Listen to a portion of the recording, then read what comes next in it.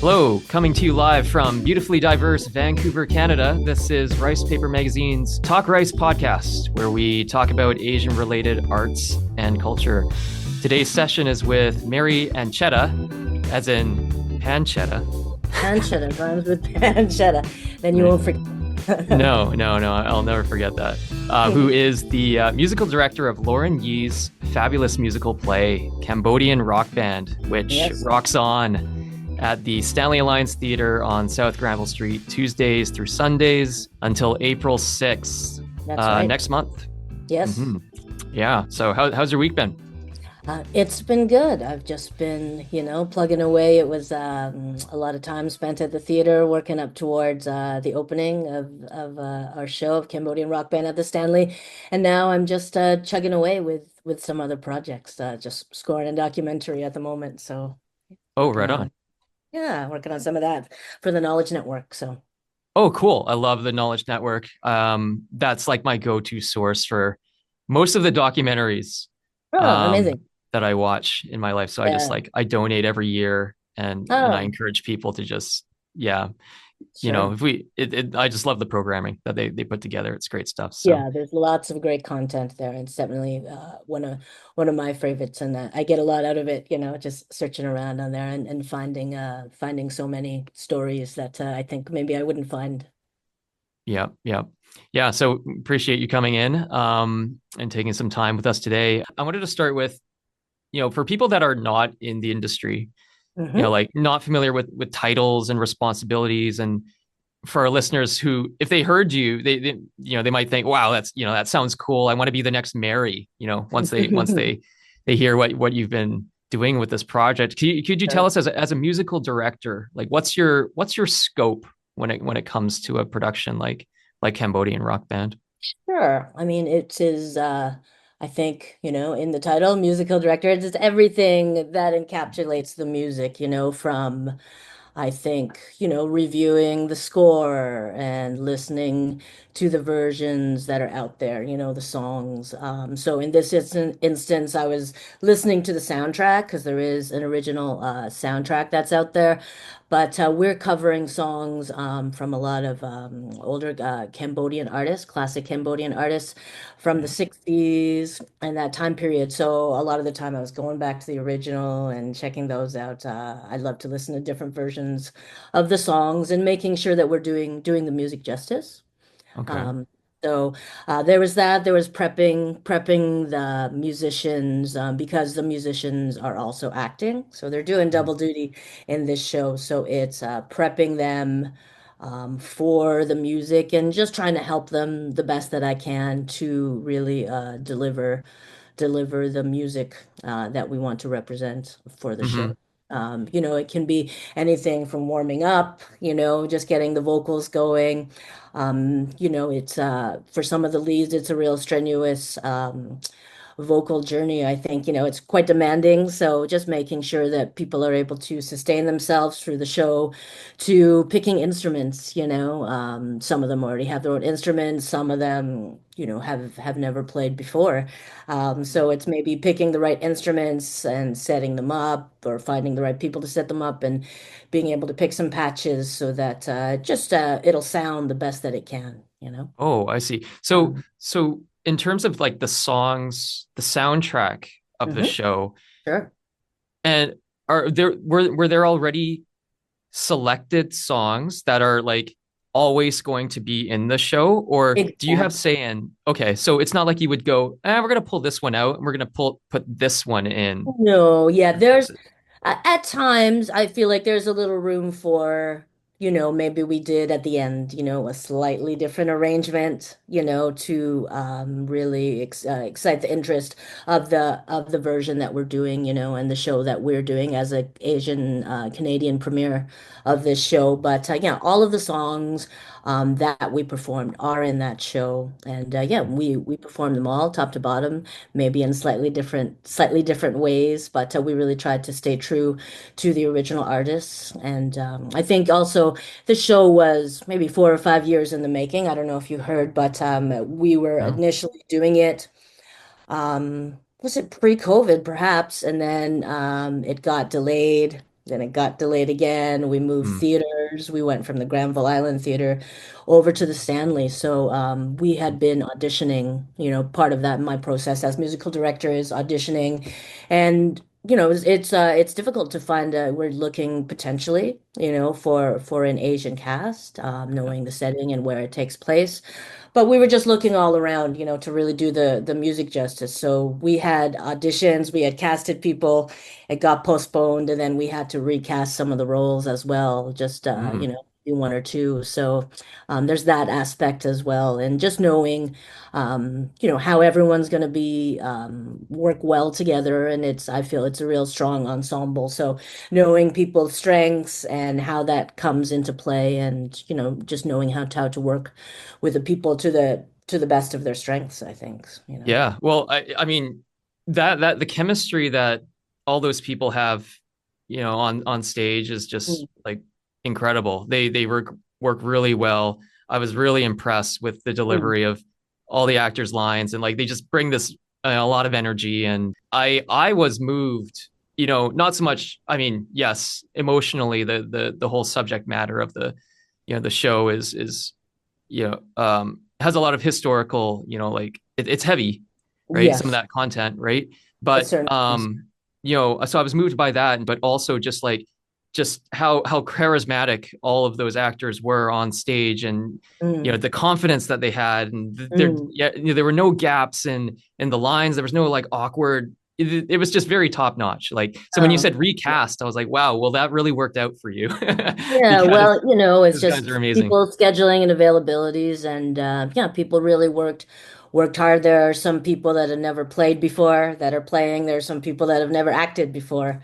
and but they play their instruments. So and a mixture of both. So I think everyone was real supportive, and we kind of just yeah, tried to have an environment where everyone shone, and I think everyone just stepped it up, and I think it also shows that this cast they love hanging out together. You have that band scene where that camaraderie, and Yeah. I think there's some real truth to that, in real life because they do quite enjoy just hanging out together and Mhm. getting to know each other over the show. So Yeah, yeah, they didn't seem like strangers at all, like they really no. kind of felt like, the feeling was that when as I was watching them was like these guys have known each other. They've grown up together. They've been through, like Mhm. years of relationships. So yeah, that was really cool. And also as you mentioned, some of these people had never played those instruments before, right? Yeah, yeah, Well, it there was. sounded like they were pros. Like I couldn't I thought I wasn't even sure if they were playing the instruments at Yeah, first. we have I had thought a it was few a questions. soundtrack. Yeah, we had a few questions about that too, where some people said, "I don't know if they're actually playing," but Yeah. that's a compliment. I Yes. Yes. So yeah, yeah, it's all live. So Yeah. Yeah. Yeah. Yeah. It was really amazing. Like I was like, holy crap, if these guys, so you find it's hard to find, just an actor, but an actor that can also play an instrument yeah, would for be, sure. just exponentially more difficult. And for you Yeah. to have been able to gather this group and have them be as proficient as they were in both on both sides of that, like I think Mm, is that's why I love the show. Like I came and I saw it, and I was moved by the material, but also the delivery, just like the mm. presentation, and the talent of that was on stage, Oh, yeah, bringing it thanks so through. much. So They definitely do the songs justice, I feel yeah, so. yeah, yeah. So I was thinking of so as I was watching it, I was like, okay, musicals and Hmm. Asian musicals, Asian related ones. Miss Saigon, what was that, 30 years ago? Yeah. Something. Well, yeah, you think about, Flower Drum Song. There's some kind of Fucking older ones that I definitely knew, but then when you ask me, thinking about that, are there, what are some other Asian musicals or Asian, centric musicals? It was hard to yeah. think about, you had mentioned K-pop, which I haven't heard of. Yes, yeah. So K-pop, I came across because I Googled because I wondered Hmm. what are the other Asian themed musicals besides Miss Saigon and Flower Drum Song that I've seen. that are out there today. So there's this one that was called K-pop that follows the story of these performers, and it Mhm. came out I think in 2022. It was on Broadway and then ended that run shortly after. But what did you come across? Did you I came find some? across, well, these were the ones. So, was it last year? Last year, I went to a show called Here Lies Love. I don't know if you've heard of it. So it was out in New York, and Bobby Garcia, who unfortunately passed away Mm, last year or earlier this year. Bobby was one of the producers, one of the co-producers on that show. So it was an all Filipino cast, and it mm, was the story of Imelda Marcos, and they had Leah Salonga in it, and yeah, it was all Filipinos. I went to New York. I got to meet Leah Salonga, and nice. it was pretty amazing. It was really interesting just to see hear the songs. I knew nothing about it, and just to kind of be transported to Manila and to learn some things about her story, other than Hmm. things that you already know. So Yeah, Leah Salonga, a renowned performer around the world. I think she was in Les Miserables. yeah, yeah. She's Yeah. amazing. I mean, she's like royalty, I feel like, in the Philippines and many places internationally, Hmm. Her voice is just incredible. So, yeah, I was thinking about that one, which I Hmm. had the opportunity to see, which was amazing. And I also thought of, I haven't seen it, Prison Dancer. Prison Is Dancer. is another musical. It's a mixture of fusion of pop, house, R&B, ballads, and drag. Mm, awesome. So, How did you? Oh, sorry. Go ahead. oh, go ahead. No, the that first one you mentioned. How did you spell that? Here, I'm just oh, gonna Here Lies Love. cure like Oh, Cure. here, Here. Just the Here connection. Yeah, lies. Oh, I see. I here yeah, lies physically. yeah, yeah. Lies love. Oh, I see. Okay. Mhm. Yeah, yeah. All right. But yeah, it was, and Hmm. some of the music was written by David Byrne from Talking Heads and Fatboy Slim. Thought it was an Mm-hmm. all Asian cast.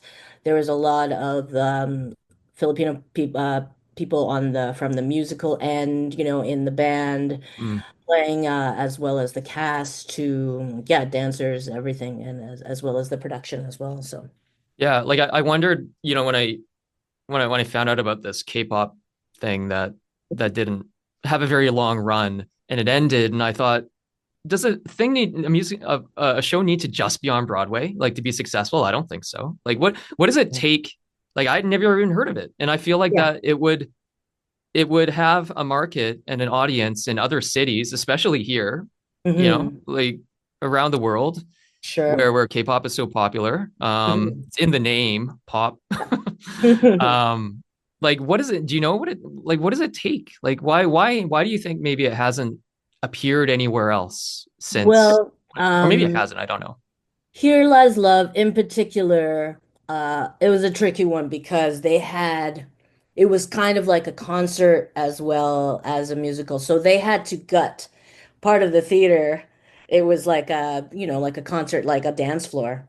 So, Hmm. depending on where it's being performed, there was a lot of, I guess, logistics with that particular show, right? And Okay. I don't know, maybe that's not things they're going to compromise on, right? Part of it is like a concert. So people are watching the show, you can get tickets on the floor, and there's a Okay. whole catwalk and everything, and people are kind of moving about.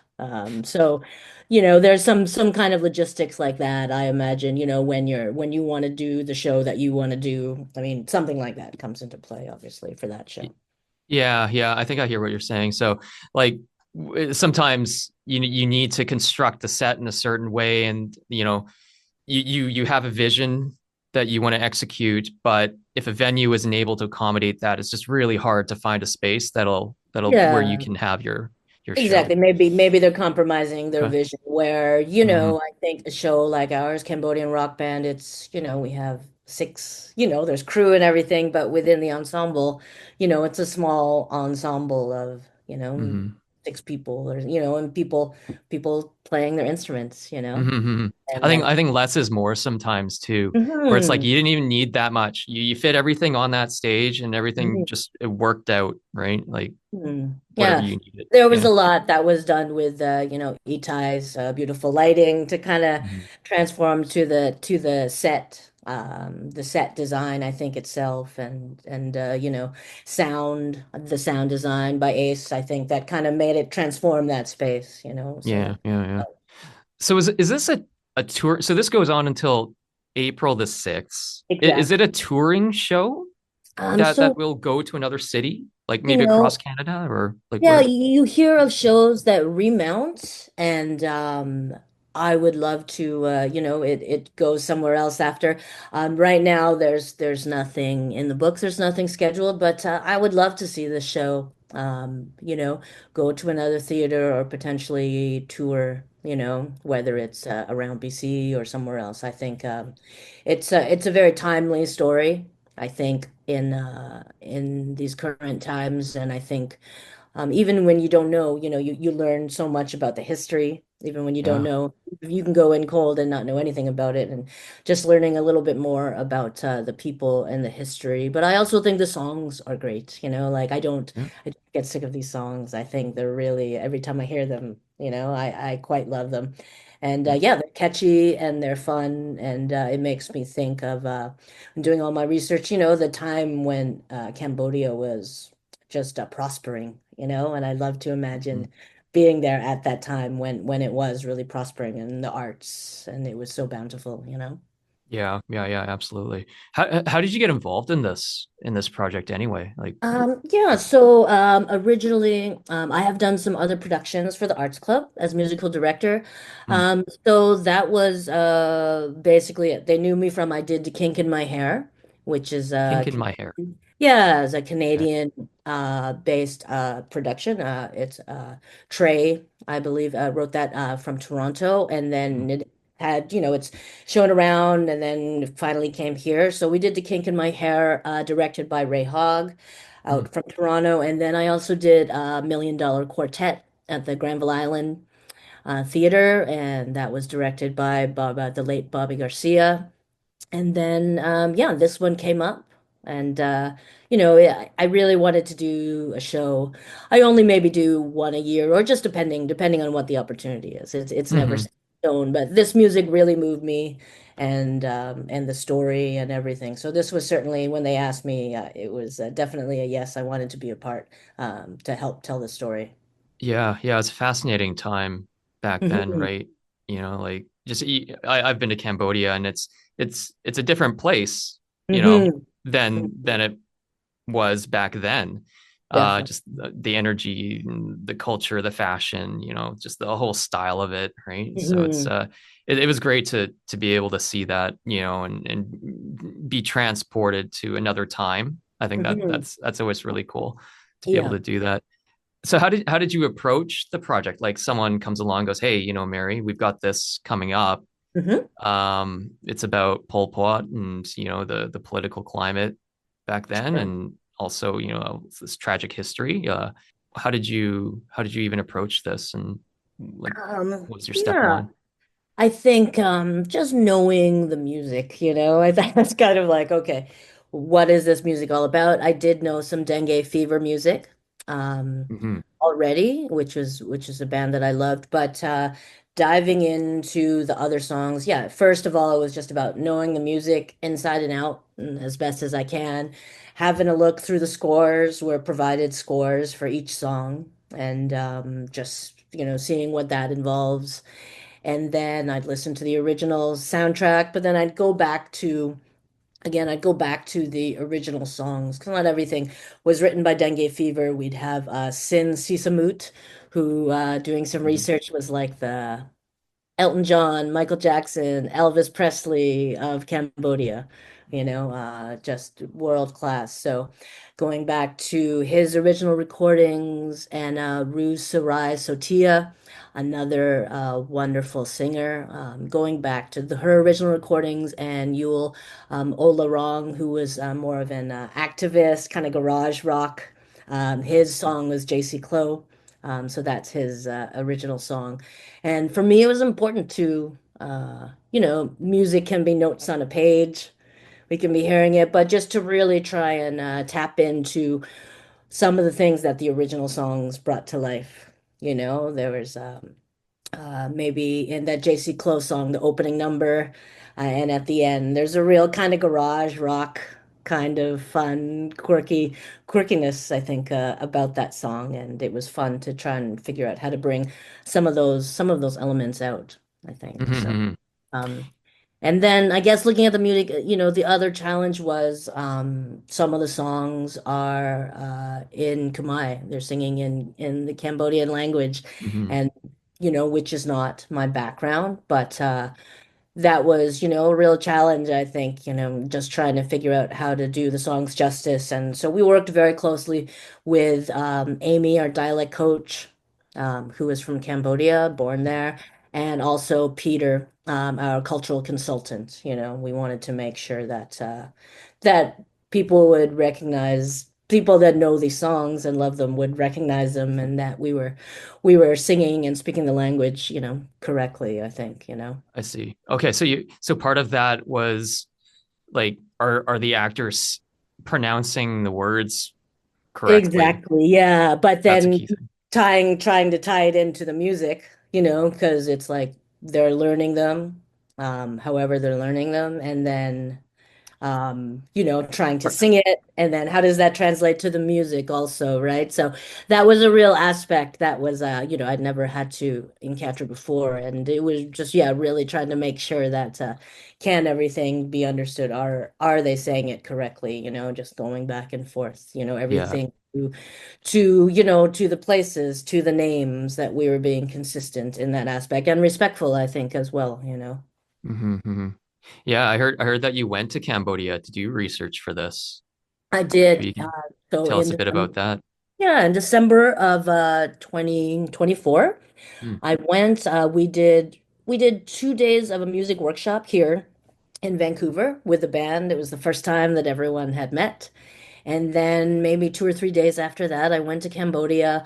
I went to Phnom Penh, and yeah, it was amazing. I was invited through a connection of a friend of mine. I went to the Royal Arts Fine Arts University, so I learned about some traditional Cambodian instruments there.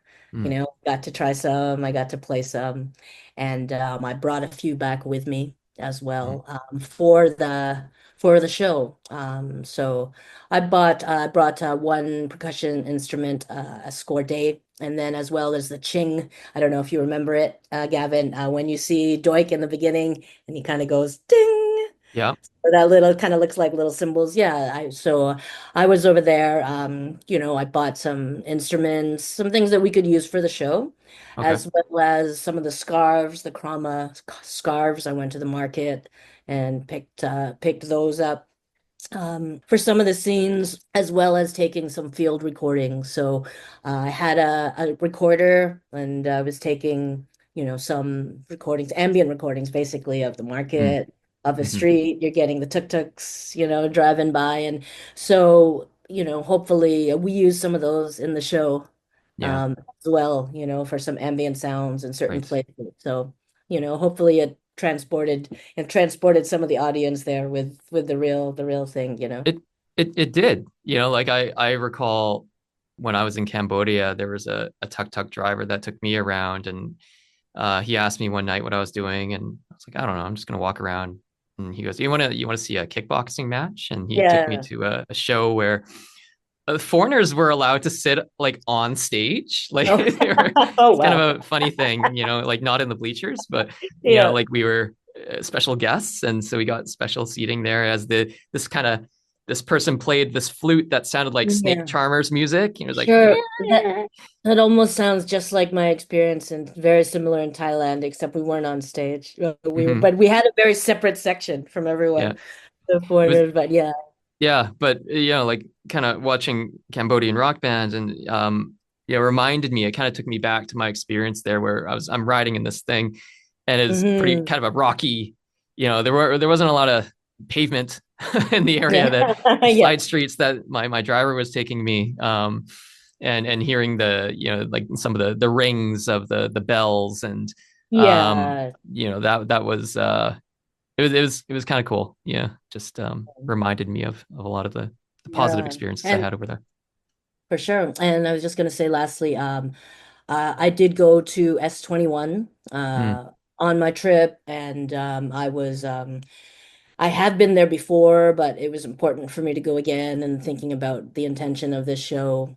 So I went there and I was taking a few photos, or just of my whole trip, photos and video, and sending them back to the cast and some of the team at the Arts Club of Cambodian Rock Band, and they were real excited just to feel like I felt like I was taking them along with me on my journey, some of the anything from taking photos of the fabric, for the costume designers just to see what's happening there now, to being at S21 and just experiencing that again, knowing that we were going to put the show on in the new year, yeah.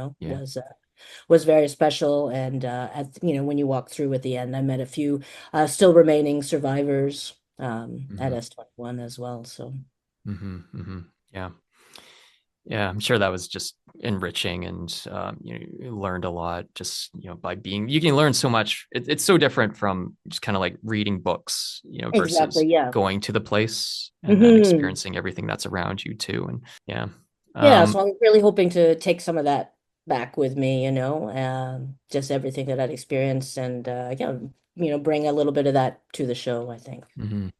yeah. No, I think, yeah, I mean, as I said, I had a great time, and I thought it was from end to end. I enjoyed every second of it, and Amazing. we just have a few more moments here. Sure. What about outside of Cambodian Rock Band then? So, like, you mentioned that documentary you've got going on. What do you have on the horizon?